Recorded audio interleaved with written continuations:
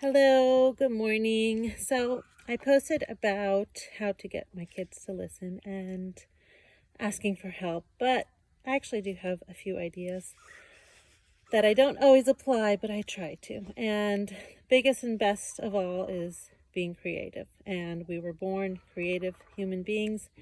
We were born to create, and we just got to put our human powers to use. Being creative can be hard at times when you're on maybe your last straw, or you're not grounded with food, or you're anxious to get somewhere and you just want to get things done. But it will take a lot less energy in the end than yelling, than being angry and doing all those things. Plus, when you're yelling and angry at your kids, they're going to respond in a harder way. Won't be easier on you or them, and it's going to teach them to respond to others in an angry and negative way. So don't beat yourself up. I have definitely yelled at my kids. I definitely don't want to do that, and I'm trying my best. So one creative way is, instead of yelling, is going up to them and whispering and saying, "Hey, we gotta go. Do you think you can get your socks on and meet me in the car, and I'll see you there? Okay, great." And they'll be like, "Oh, okay, this is different." And they'll, start getting their socks on or whatever. Number two, don't say, "If you get your shoes on, I'll give you candy in the car, or I'll give you a snack in the car." No, don't do that, because first of all, you don't want to have food in your car. You're going to create mess in your car and lots of more work for you to do.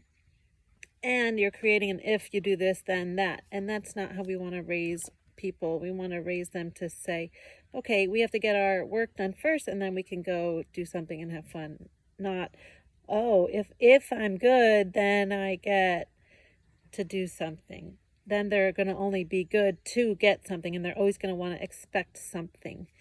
So let's try and avoid the if then, and instead of that language, use, after you do this, or after we do this, we can all do this together. After you put away your Legos, we can go sit down and have a snack outside. Another tip, if they're younger, doing things together initially, like, "Oh, I'll help you put your blocks in here. Do you think you can help me too?" And usually kids under the age of 3 want to help in that way, and then you'll start to have to come up with different creative ideas.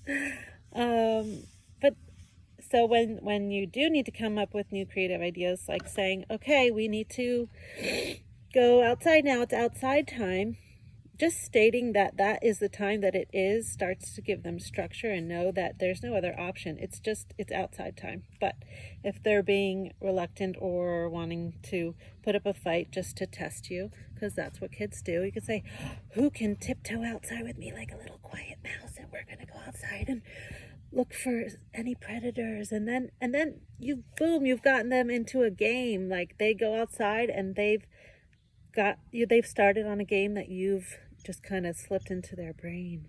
And that's another thing with kids having their alone time or their time to themselves. They often need just that initial help or that initial outlet. Like, if it's a rainy day and we're inside, you put a bunch of toys on the floor, they might not really care. They want engagement, right? So you sit down with them for 3 minutes. You start to play, you start to create a little town, an idea, a name, and then once they get into it, which they will, you can slowly slip away and clean the dishes or change the diaper or whatever you need to do.